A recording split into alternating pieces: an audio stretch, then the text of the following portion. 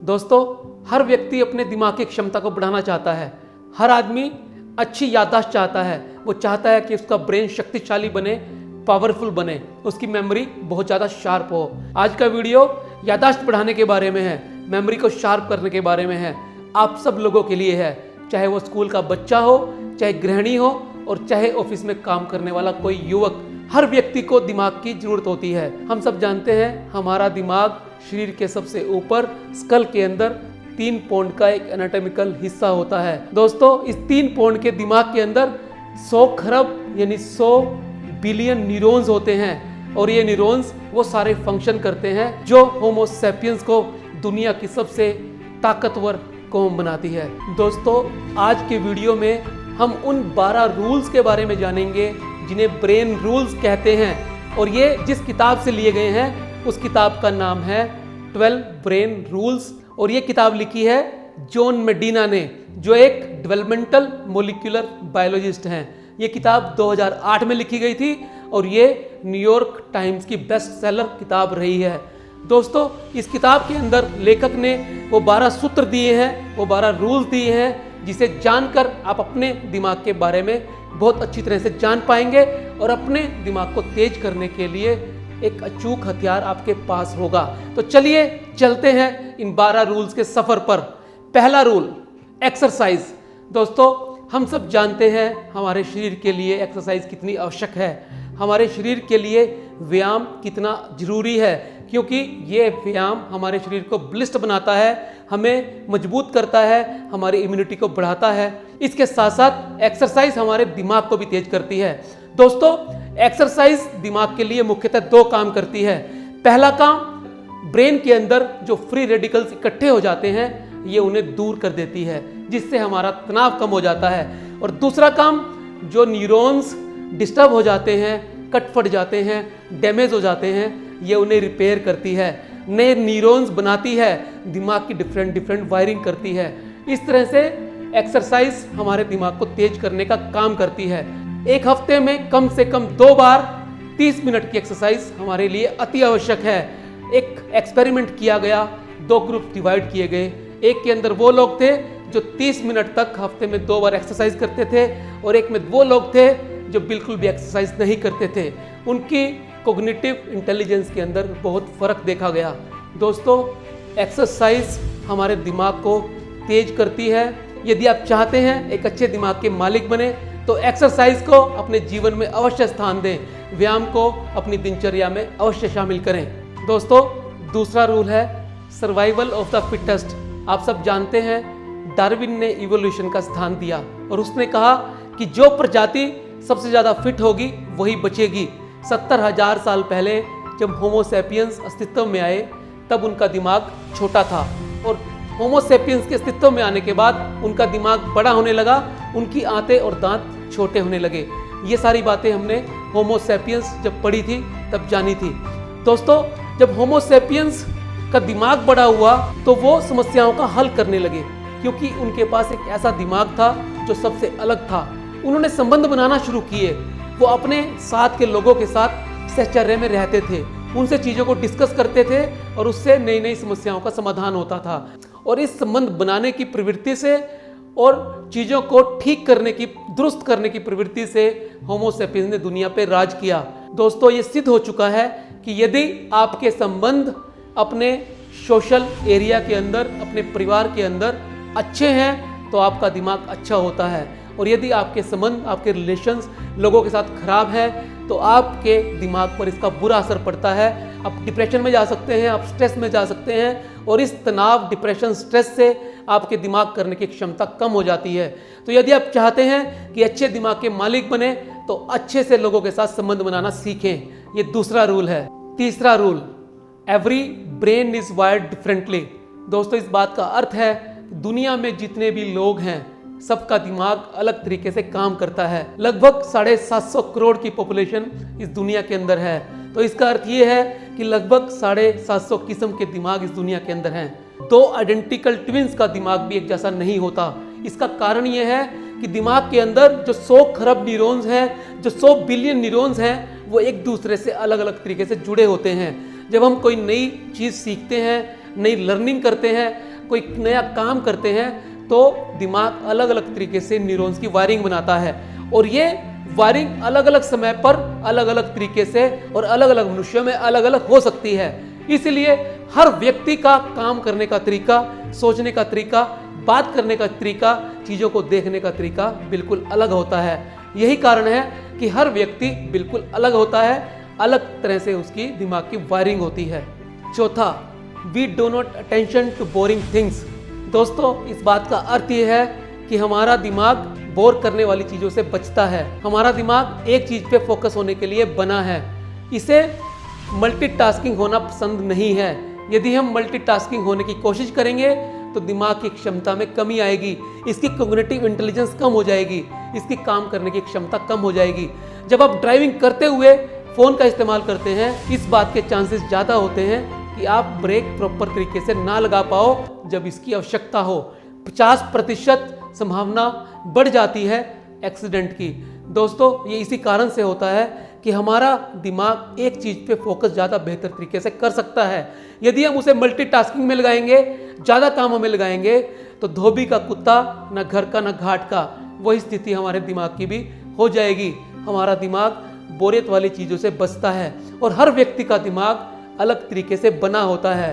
किसी को कुछ चीज़ पसंद होती है और किसी को कुछ करना पसंद होता है।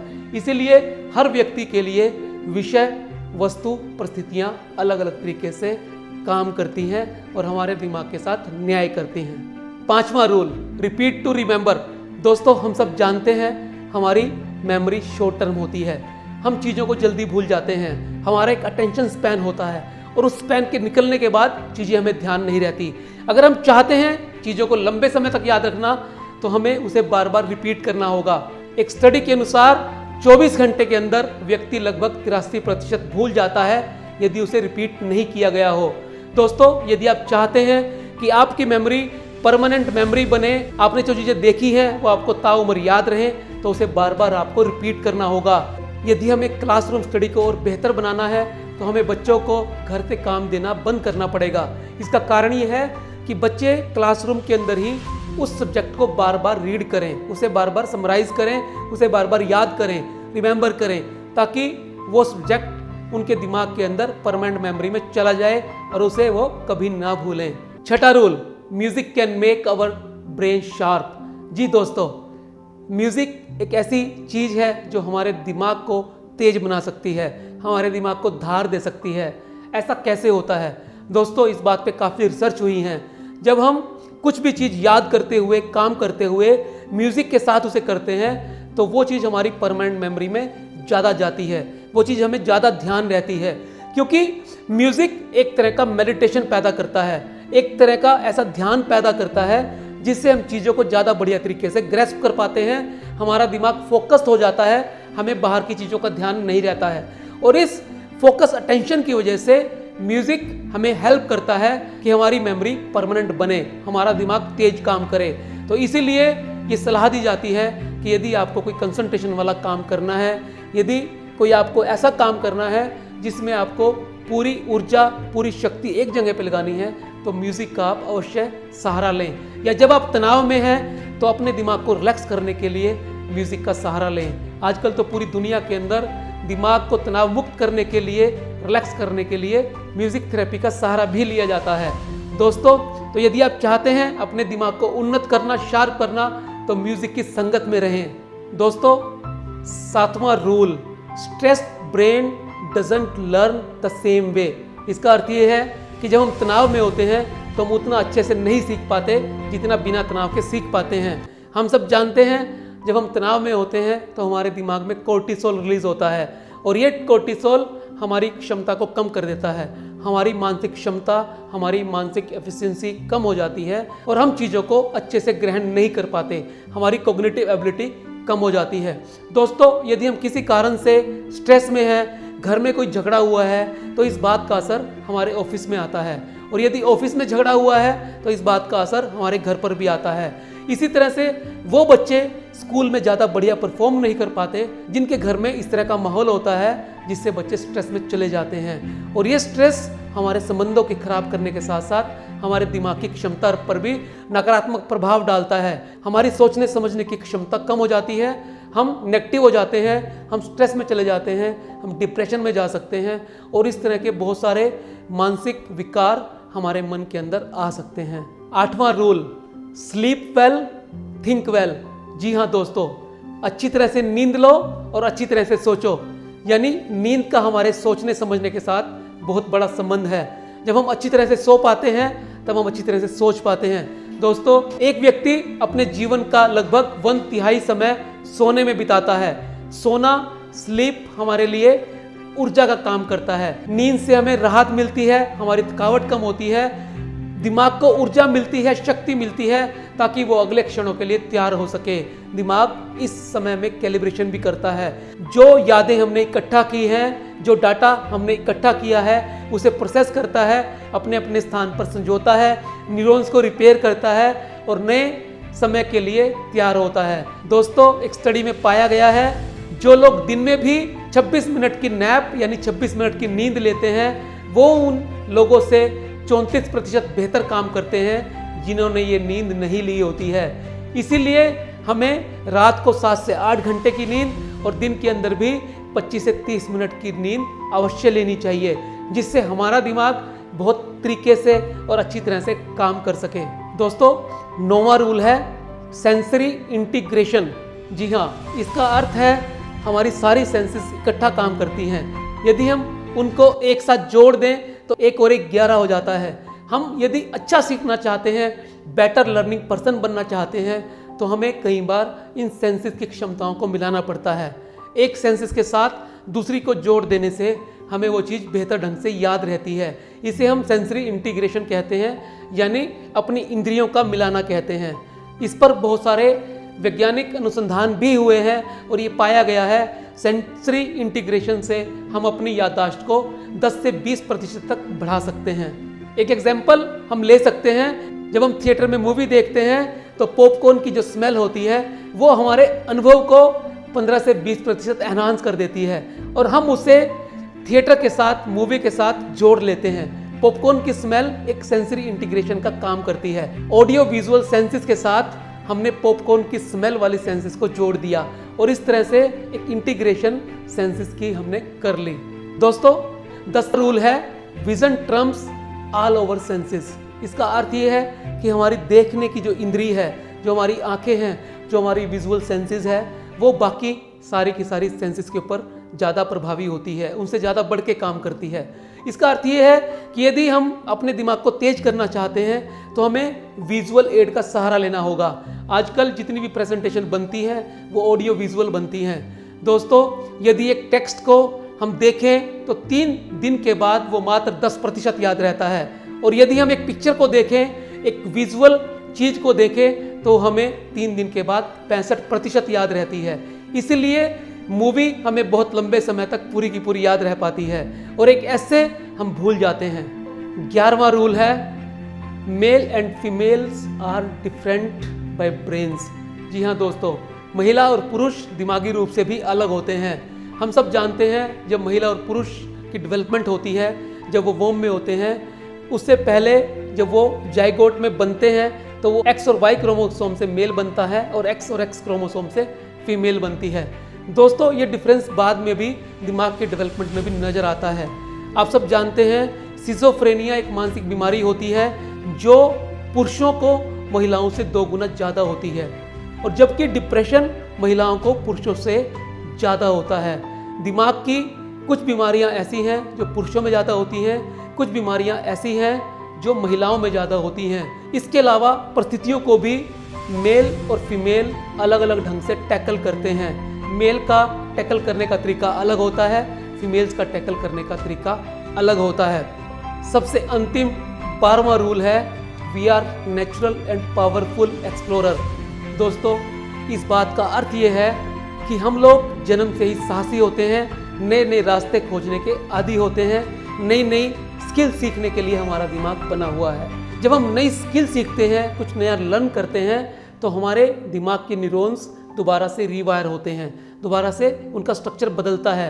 इसीलिए कहते हैं कि 750 करोड़ दुनिया में जो लोग हैं उन सबका दिमाग अलग है, सबका दिमाग अलग तरीके से वायर्ड हुआ है, कोई भी एक जैसा नहीं है, सबके सब बिल्कुल अलग हैं। और हम लोग नई नई स्किल सीखने के लिए पैदा हुए हैं, नए नए रास्ता खोजने के लिए पैदा हुए हैं। तो यदि हम अपने दिमाग को तेज करना चाहते हैं, यदि हम अपने दिमाग को बढ़ाना चाहते हैं, तो सबसे अच्छा तरीका ये है कि हम नया नया सीखते रहें। इसमें उम्र हावी नहीं होती है, इसमें उम्र का कोई प्रभाव नहीं पड़ता। आप ज़्यादा उम्र के अंदर भी नई स्किल को सीख सकते हैं, और जितनी ज़्यादा नई स्किल आप सीखेंगे उतना ही आपका दिमाग ज़्यादा एक्टिव रहेगा, आपके दिमाग के न्यूरॉन्स रिवायर होंगे। ये 12 रूल्स बहुत ही इफ़ेक्टिव हैं जो आपके दिमाग की क्षमता को 10 गुना तक बढ़ा सकते हैं। आप इन्हें फॉलो करें, अपने जीवन के अंदर उतारें। दोस्तों, अब मैं आपके साथ इस बुक की समरी एक कविता के माध्यम से शेयर करूंगा। Brain rules. बायोलॉजिस्ट मेडिना से जाने दिमाग 10 गुना कैसे बढ़ाएं। ब्रेन रूल्स पुस्तक में बताए उन्होंने 12 शानदार उपाय। सर्वाइवल ऑफ द फिटेस्ट, यही है जीवन का मूल मंत्र। यूं ही विकसित दिमाग हुआ, सबसे संबंध बनाना है यंत्र। व्यायाम का दिमाग के साथ है एकदम सीधा ही संबंध। नियमित करें यदि इसे हम, लिख पाएं बड़े बड़े निबंध। स्लीप वेल थिंक वेल नियम, बिल्कुल समझ में ये आता। अच्छी नींद बहुत ही जरूरी, निश्चित दिमाग तेज हो जाता। किसी भी तरीके का तनाव दिमाग को करता है परेशान। कोर्टिसोल की मात्रा बढ़ाता, करता बहुत बड़ा नुकसान। हर व्यक्ति का दिमाग अलग अलग, हर एक की संरचना, सोचने का अलग है तरीका। एक जैसा व्यवहार न करना, दिमाग को बनाना अगर उत्तम, तुम एक ही काम को करना। मल्टीटास्किंग को नहीं बना, हमेशा इस बात से बचना। अगर चाहते हो हर चीज रहे याद, तो एक बात तुम बांधो गांठ। बार बार पढ़ो उस चीज को जिसे चाहते हो रखना याद। सारी इंद्रियां शरीर की हमारी करती हैं एक साथ सब। देखने वाले इंद्री सबसे तेज, देखने वाली इंद्री सबसे तेज, इस बात का रखना ध्यान। गीत संगीत से बढ़ता दिमाग, आज वैज्ञानिक भी ये कहते। इमोशनल इंटेलिजेंस बढ़ती और हम ज़्यादा खुश रहते। महिला व पुरुष का दिमाग अलग तरीके से करता काम। मानव दिमाग बना इस तरह कि नई चीज़ों को दे अंजाम। तेज दिमाग के यदि तुम अब बनना चाहते हो बंधु स्वामी, समझो इन 12 रूल्स को तो वक्त भी बनेगा अनुगामी। समझो इन 12 रूल्स को तो वक्त भी बनेगा अनुगामी। मैं हर हफ्ते इस तरह के 2 वीडियोस आपके लिए लेके आता हूँ। यदि आपको ये अच्छे लगते हैं तो आप इन्हें लाइक करें, कमेंट करें, चैनल को सब्सक्राइब अवश्य करें और नोटिफिकेशन बेल अवश्य दबाएं। मिलते हैं अगले वीडियो में फिर एक नई बुक के साथ। तब तक के लिए नमस्कार।